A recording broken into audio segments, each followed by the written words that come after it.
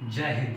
तो साथियों, आजकल जो सबसे वायरल और सबसे ज़्यादा गर्म मुद्दे की बात है पॉलिटिकल क्षेत्र में, वो है अपने राहुल गांधी को जो इस तरीके से डिसक्वालीफाई कर दिया गया है लोकसभा के मेंबरशिप से, मेंबर ऑफ पार्लियामेंट से उनको डिसक्वालिफिकेशन कर दिया गया है। आखिरकार क्यों? एक्चुअली ऑन 23 मार्च 2023 में he is convicted and sentenced 2 years imprisonment by court in Gujarat for a statement in 2019 made by Rahul Gandhi in his speech. उन्होंने ऐसा बताया था कि कुछ नरेंद्र मोदी जी के सरनेम के बारे में कुछ गलत चीज़ बोली थी, कुछ सरनेम के बारे में गलत बोला था। इसके लिए वो केस अभी तक चलता रहा और 2023 में आखिरकार कोई मुद्दा नहीं मिला, तो उसी एक मुद्दे को लेकर के इनको लोकसभा के मेंबरशिप से डिसक्वालीफाई कर दिया गया है। तो क्या आपको लगता है कि ये सही है?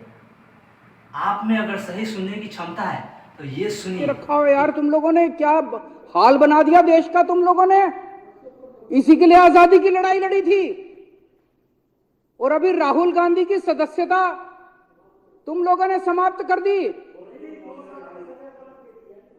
राहुल गांधी की सदस्यता समाप्त कर दी इन लोगों ने। डरते हो यार तुम लोग, तो बहुत डरपोक निकले।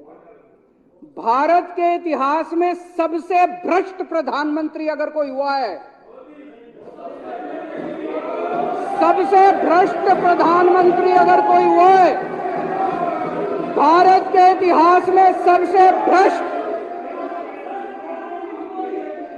भारत के इतिहास में सबसे कम पढ़ा लिखा प्रधानमंत्री अगर हुआ है, मैं नहीं समझता आजाद भारत में कोई 12वीं पास प्रधानमंत्री हुआ है। उनसे सरकार चलती नहीं है, अहंकार उनका 7वें आसमान के ऊपर है।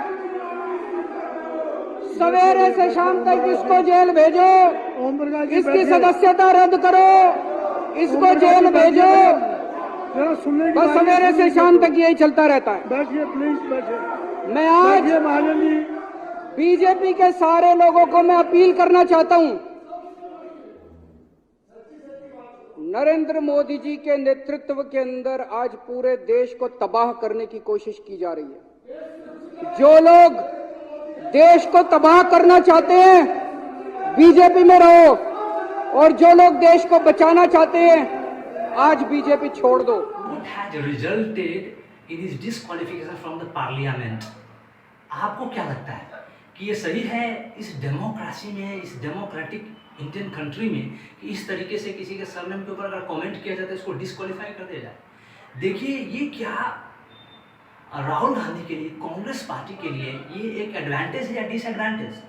आप देखिए इस तरीके से कितना बड़ा एडवांटेज एक तरीके से मिला है कि देश के भिन्न भिन्न राज्यों के अलग अलग नेता जो नॉन बीजेपी के नेता हैं, जैसे अगर मैं बताऊं उद्धव ठाकरे के ले लीजिए, तेजस्वी यादव, आपके केजरीवाल और रिसेंटली अखिलेश यादव। तो आप try to understand on what ground a member of parliament gets disqualification. आपको सबसे पहले जानना जरूरी है कि डिसक्वालिफिकेशन किसी लोकसभा के मेंबर से किस किस बेसिस पे दिया जाता है, राइट? तो under the constitution a person shall be disqualified for being defeated as a member of parliament if, किस किस कंडीशन पे एक मेंबर ऑफ पार्लियामेंट लोकसभा के मेंबर को डिसक्वालीफाई किया जा सकता है, उस कंडीशन को पहले आप जानिए। पहला number condition, if he holds any office of a profit under the union और स्टेट, किसी भी यूनियन या स्टेट का कोई ऐसा ऑफिस वो होल्ड किए हुए जिससे उनको प्रॉफिट हो रहा है, अगर इस कंडीशन में है तो उनको डिसक्वालीफाई कर दिया जाएगा। दूसरा condition, if he is means unsound mind and stands declared as unsound mind from state government या फ्रॉम एनी कोर्ट। जब भी कोई व्यक्ति मेंटल घोषित हो गया, मतलब अनसाउंड माइंड हो गया, मेंटल कंडीशन उसका ठीक नहीं है, तो उस कंडीशन में भी उसको डिसक्वालीफाई किया जाता है, राइट? इफ इज अनडिस्चार्ज्ड इंसॉल्वेंट, उस कंडीशन में भी उसको डिसक्वालीफाई किया जा सकता है। इसलिए कि यदि वो इंडियन सिटीजनशिप उसके पास नहीं है या कोई वॉलेंटरी सिटीजनशिप लेता है किसी दूसरे कंट्री से, तो उस कंडीशन में भी लोकसभा के सदस्य को डिसक्वालीफाई किया जा सकता है, right? If is disqualified under any law made by parliament under representative action of people act 1951 की तरह भी अगर इस तरीके से डिसक्वालीफाई किया जा सकता है। तो इन कुछ बेसिस के ऊपर, कुछ ग्राउंड्स के ऊपर किसी पार्लियामेंट के मेंबर को डिसक्वालीफाई किया जा सकता है। तो क्या लगता है आपको कि जो ये कांग्रेस पार्टी के जो लीडर हैं राहुल गांधी, इनको डिसक्वालीफाई किया गया है, तो कि कोई ऐसा कंडीशन आपको लग रहा है इस तरीके का जिसके बेसिस पे उनको डिसक्वालीफाई किया गया है? क्या इंडियन डेमोक्रेसी के लिए इस तरीके का डिसीजन सही है? क्या ये मोनोपोली बढ़ नहीं रही है, या आपको क्या लगता है कि लोकसभा में या राज्यसभा में विपक्ष होना ही नहीं चाहिए? मेरे पॉइंट, आपका क्या पॉइंट ऑफ व्यू है, आप मुझे कमेंट बॉक्स में लिख करके बताएं। मेरे पॉइंट ऑफ व्यू से तो मैं ये बताना चाहूँगा कि जितना गवर्नमेंट मजबूत है किसी भी कंट्री में, उतना ही मजबूत विपक्ष को भी होना चाहिए, अपोजिशन को भी उतना ही मजबूत होना चाहिए, और अपोजिशन को भी उतना ही हाई लेवल का दर्जा मिलना चाहिए, और उनको उतना इक्वल रिस्पेक्ट मिलना चाहिए। क्योंकि जब तक अपोजिशन नहीं रहेगा तब तक कोई भी सरकार अपना काम ठीक ढंग से नहीं करेगी, क्योंकि उसको कोई बोलने वाला ही नहीं होगा, राइट। तो अपोजिशन का स्ट्रांग होना बहुत ही ज़्यादा जरूरी है। The question begins. Few weeks back in Parliament, where I asked the Prime Minister a very specific set of questions. Question number 1, 20,000 crore rupees or $3 billion are in shell companies owned by Mr. Adani. Mr. Adani could not have generated this money. He's an infrastructure business. Where did this money come from? Whose money is it? That was the first question. Whose shell companies are there? These companies are working in the defense field. Why does nobody know whose money this is? There is a Chinese national involved in this. Why is nobody asking the question, who is this Chinese national? That was the first question. Second question was set of questions with proof. What is the Prime Minister's relationship with Mr. Adani? I showed a picture of the Prime Minister and Mr. Adani's plane relaxing. I gave documentation about the defense industry, about the airports, about statements made in Sri Lanka, about statements made in Bangladesh, pictures of Mr. Narendra Modi sitting with the State Bank chairman in Australia. And I put this proof on the table. Immediately after that, the BJP started its work. My speech was expunged.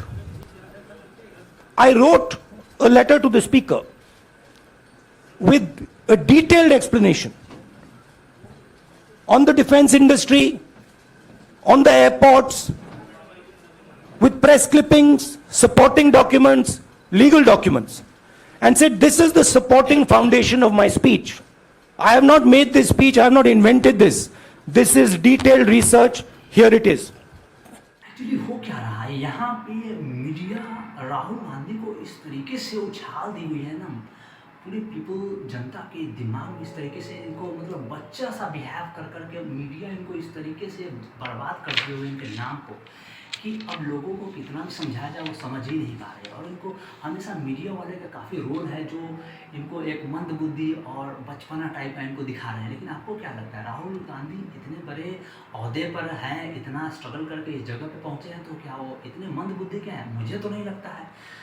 Guys, मैं आप लोगों को बताना चाहूँगा छोटी सी जानकारी राहुल गांधी के बारे में। तो उनका जन्म दिल्ली में हुआ था, और उनकी जो बचपन है, जो बचपना निकला, स्कूलिंग निकला, तो मैं बात करूँ स्पेशली न्यू दिल्ली से देहरादून तक उनका स्कूलिंग वगैरह रहा, राइट।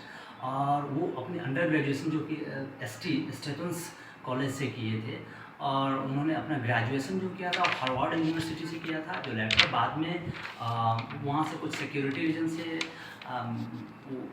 रूलिंग कॉलेज में चले गए थे, बाद में वहाँ से शिफ्ट कर दिया गया था उनको।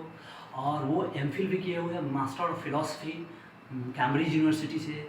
और इसके बाद इतना सारा एक्सपीरियंस उनके पर्सनल लाइफ में रहा, उन्होंने प्राइवेट जॉब भी किया बहुत सारा। तो क्या लगता है आपको, इतनी सारी स्टडीज़ करने के बाद, इतने बड़े राजनेता होने के बाद, और इतने सारे जगहों पे काम करने के बाद, देश विदेश में पढ़ाई करने के बाद, कोई व्यक्ति इतना मंदबुद्धि हो सकता है क्या? I don't think so. ये सिर्फ और सिर्फ मीडिया वालों का इतना उछाल दिए हुए है गलत तरीके से उनके नाम को, इस तरीके से उनका मजाक बना दिया गया है। आपको क्या लगता है? आप अपना ओपिनियन, अपना राय मुझे कमेंट बॉक्स में लिख करके बताएं। इसके साथ ही अगर मैं बताना चाहूँ तो राहुल गांधी जो है वो चेयरपर्सन भी रह चुके हैं इंडियन यूथ कांग्रेस के, national students union of India के, ट्रस्टी राजीव गांधी फाउंडेशन का, Rajiv Gandhi charity trust funds के। तो इन सारे चीज़ों के, इन सारे इंस्टीट्यूट्स एंड ट्रस्टीज़ के वो चेयरमैन भी रह चुके हैं। तो इतने सारे ओहदे और इतने सारे चीज़ को संभालने के बाद कोई व्यक्ति इतना मंदबुद्धि नहीं हो सकता है, मुझे तो नहीं लगता है। और सबसे बड़ी बात ये है कि क्या राहुल गांधी बीजेपी के लिए उनकी आंखों का सबसे बड़ा सवाल पूछना मैं बंद नहीं करूंगा। पॉलिटिकल रास्ते नरेंद्र मोदी जी का से ऐसा लग रहा है अदानी के साथ क्या रिश्ता है रिसेंटली देखा है कि और 20,000 करोड़ रुपए किसके हैं?